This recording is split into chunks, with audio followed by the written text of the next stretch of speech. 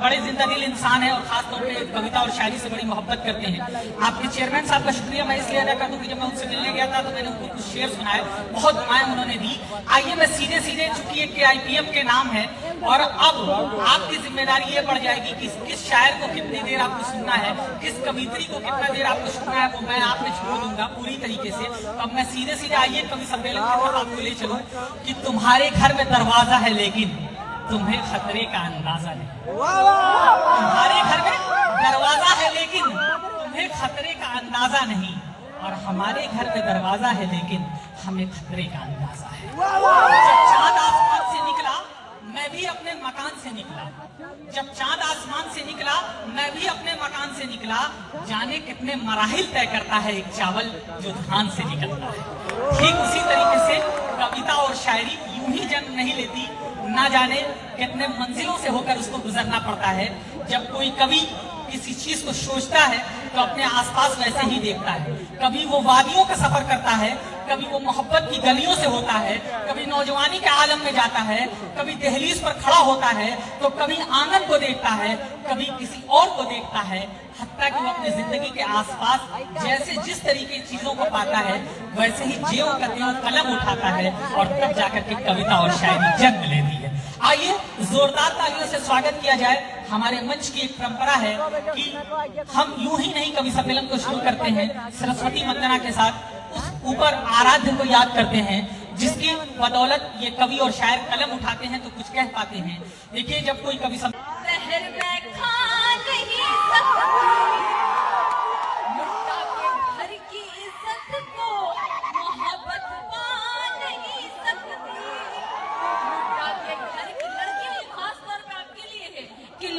के घर की इज्जत को मोहब्बत पा नहीं सकती। मैं बेटी हूँ सदा अपने पिता का मान रखती हूँ।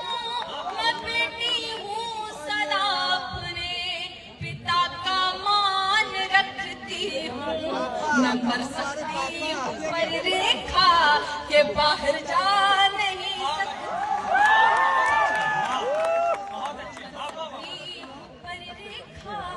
के बाहर जा नहीं सकती। ये तो थे संस्कार। अब आइए आपके मतलब की बात, आपके मतलब की बात मैं पढ़ती हूँ। और देखिए हमारे युवाओं में खासतौर से दो बड़ी बीमारियां चल रही हैं।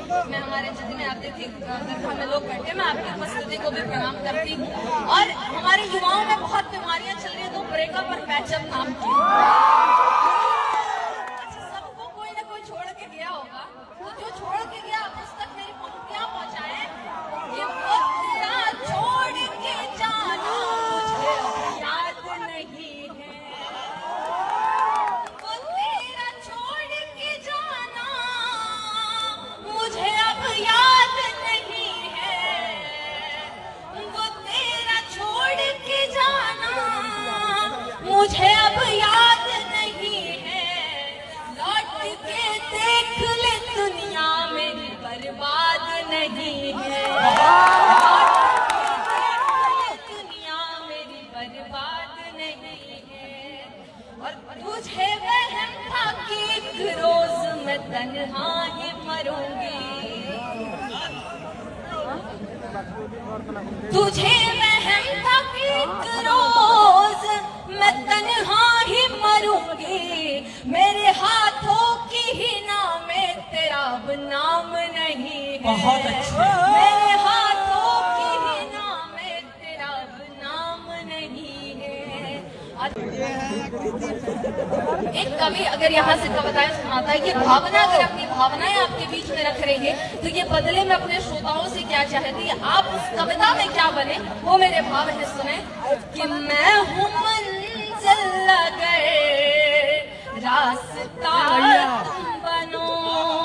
मैं हूँ मंजिल अगर रास्ता तुम बनो। खुशबुओं का हंसी सिलसिला तुम बनो।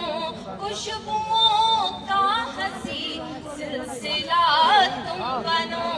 जीत लूंगी मैं दिल शायरी से तेरा। शर्त ये है मेरी भावना